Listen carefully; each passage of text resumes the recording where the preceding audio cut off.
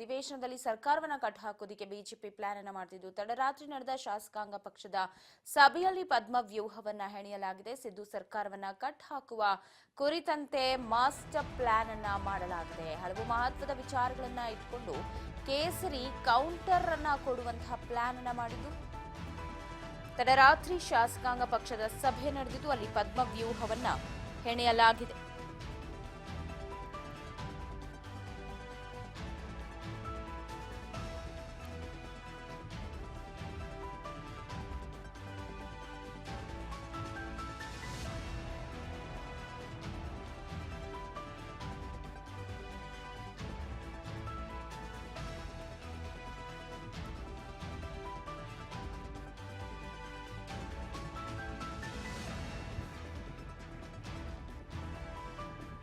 ನಿನ್ನೆ ತಡರಾತ್ರಿ ಶಾಸಕಾಂಗ ಪಕ್ಷದ ಸಭೆ ಮಾಡಿದ್ದು.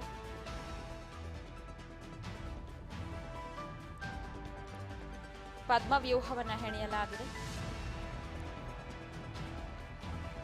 ಹಲವು ವಿಚಾರಗಳನ್ನ ಇಟ್ಕೊಂಡು ಮಹತ್ವದ ಸಭೆಯನ್ನ ಮಾಡಿ ಕೇಸರಿ ಕೌಂಟರ್ಗೆ ಸಿದ್ಧವಾಗಿದೆ.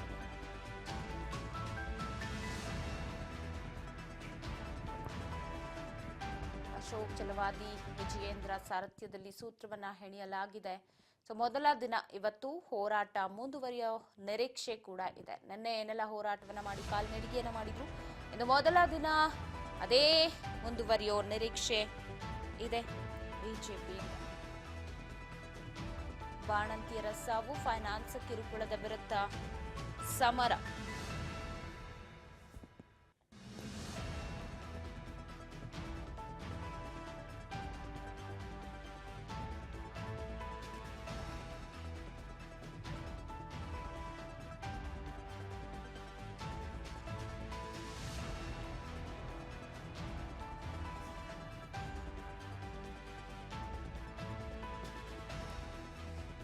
ಫೈನಾನ್ಸ್ ಕಿರುಕುಳ, ಬಾಣಂತಿಯರ ಸಾವಾಗಿರಬಹುದು, ವಕ್ಫ್ ವಿಚಾರ ಆಗಿರಬಹುದು. ಇನ್ನು ನಾನಾ ವಿಚಾರಗಳನ್ನ ಮುಂದಿಟ್ಟುಕೊಂಡು ಪ್ರತಿಭಟನೆಗೆ ಕರೆ ಕೊಟ್ಟಿವೆ ಆಡಳಿತ ಪಕ್ಷ.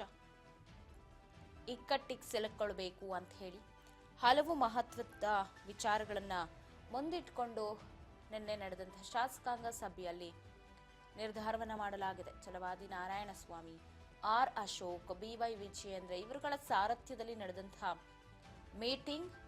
ಇವತ್ತು ಎರಡನೇ ದಿನ, ಅಂದ್ರೆ ನಿನ್ನೆ ರಾಜ್ಯಪಾಲರ ಭಾಷಣ ಆಗಿದೆ. ಇವತ್ತು ಭಾಷಣದ ಮೇಲೆ ಇವತ್ತು ನಾಳೆ ನಾಡಿದ್ದು 3 ದಿನ ಕೂಡ ಚರ್ಚೆ ಇರುತ್ತೆ. ಆ ಸಂದರ್ಭದಲ್ಲಿ ಯಾವ ರೀತಿ ನಾವು ಕಟ್ ಹಾಕಬೇಕು ಅನ್ನುವಂತಹ ಪ್ಲಾನ್ ಅನ್ನು ಇಟ್ಕೊಂಡು ನಿನ್ನೆ ಮೀಟಿಂಗ್ ಅನ್ನ ನಡೆಸಿದ್ದಾರೆ. ಬಹಳಷ್ಟು ಕುತೂಹಲ ಅಂತೂ ಇದ್ದೇ ಇದೆ, ಏನಾಗಬಹುದು ಅಂತ. ನೋಡ್ಬೇಕು ಇವತ್ತು ಏನೆಲ್ಲ ಮಾಡ್ತಾರೆ ಅಂತ. ನಿನ್ನೆ ಅಂತೂ ಪ್ರತಿಭಟನೆಯನ್ನ ಮಾಡಿ ಪ್ರತಿಭಟನೆಯ ಬಿಸಿಯನ್ನ ಕೂಡ ಮುಟ್ಸಿದ್ರು. ಇಂದು ಯಾವ ರೀತಿ ಪ್ರತಿಭಟನೆ ನಡೆಸ್ತಾರೆ, ಏನ ಆಗಬಹುದು ಅಂತ. ಬಾಣಂತಿಯರ ಸಾವು ದಿನೇ ದಿನೇ ಹೆಚ್ಚಾಗ್ತಾನೆ ಇದೆ. ಅದೆಲ್ಲವನ್ನ ಮುಂದಿಟ್ಕೊಂಡು ಕಟ್ ಹಾಕೋದಿಕ್ಕೆ ಪ್ಲಾನ್ ಮಾಡಿದ್ದಾರೆ. ಅಧಿವೇಶನದಲ್ಲಿ ಕೈ ಸರ್ಕಾರವನ್ನ ಕೆಡಬೇಕು ಅನ್ನೋ ಪ್ಲಾನ್ ವರ್ಕ್ ಆಗತ್ತಾ ಏನು ಅನ್ನೋದನ್ನ ಇವತ್ತು ನೋಡ್ಬೇಕು. ಹಾಗಾಗಿ ಏನೆಲ್ಲ ಮಾಡಬಹುದು ಇವತ್ತು ಅಧಿವೇಶನದಲ್ಲಿ ಗದ್ದಲವನ್ನ ಗೌಜಿಕವನ್ನ ಎಬ್ಸಕ್ಕೆ ಅಂತ ಹೇಳಿ.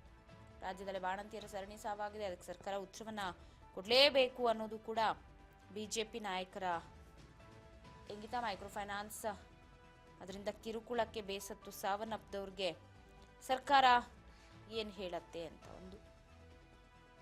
ಇವೆಲ್ಲವನ್ನ ಇಟ್ಕೊಂಡು ಇವತ್ತಿನ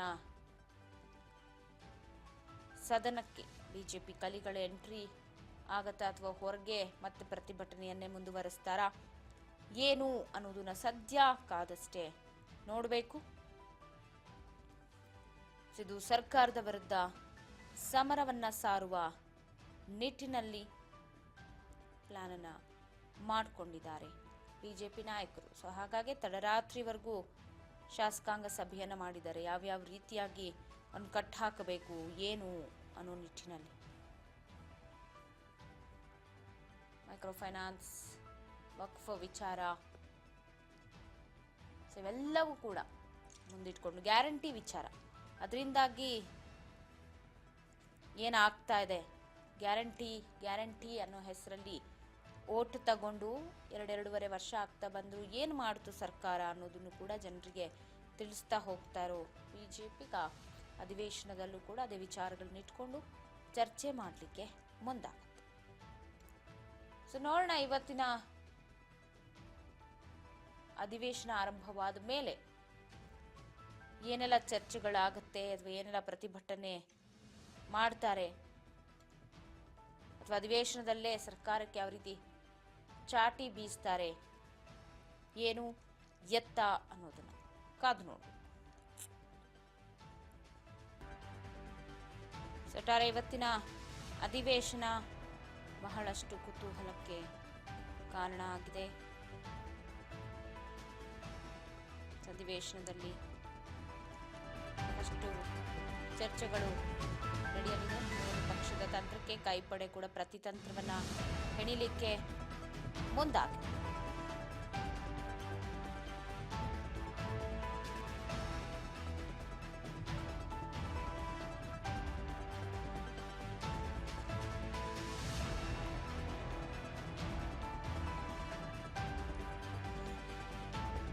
ಕೋವಿಡ್ ಕುರಿತು ಪುನಃ ಸಮಿತಿ ವರದಿಯನ್ನ ಪ್ರಸ್ತಾಪಕ್ಕೆ ಕೂಡ ಕೈಪಡೆ ತಯಾರಿಯನ್ನ ಮಾಡಿಕೊಂಡಿದೆ. ಕೈಪಡೆ ನಾವೇನು ಸುಮ್ಮನೆ ಊರಲ್ಲ ಅಂತ ಹೇಳಿ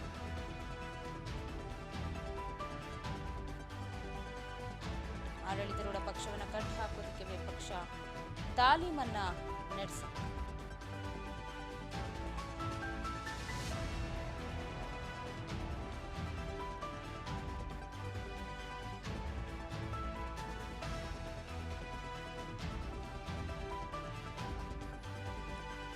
ಕೋವಿಡ್ ಕುರಿತ ಪುನಃ ವರದಿ ಪ್ರಸ್ತಾಪಕ್ಕೆ ಕೂಡ ಕಾಂಗ್ರೆಸ್ ತಯಾರಿಯನ್ನ ಮಾಡಿಕೊಂಡಿದ್ದು ಭರ್ಜರಿ ಕೌಂಟರ್ ಅನ್ನ ಕೊಡುವ ಪ್ಲಾನ್ ಅಲ್ಲಿದೆ.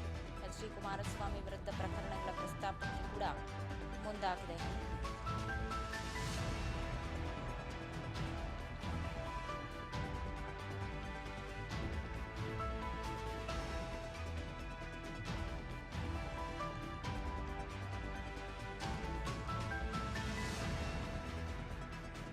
SC/ST DSP ಹಣ ದುರ್ಬಳಕೆ ಆರೋಪ ವಿಚಾರ ಇವೆಲ್ಲವೂ ಕೈ ಪ್ರತಿತಂತ್ರವನ್ನ ಹೆಣೆಯೋದಕ್ಕೆ ಮುಂದಾಗುತ್ತೆ. ಪ್ರತ್ಯುತ್ತರ ಕೊಡಲು ಗ್ಯಾರಂಟಿ ಸರ್ಕಾರ ಕೂಡ ಸರ್ವಸನ್ನದ್ಧವಾಗಿದೆ.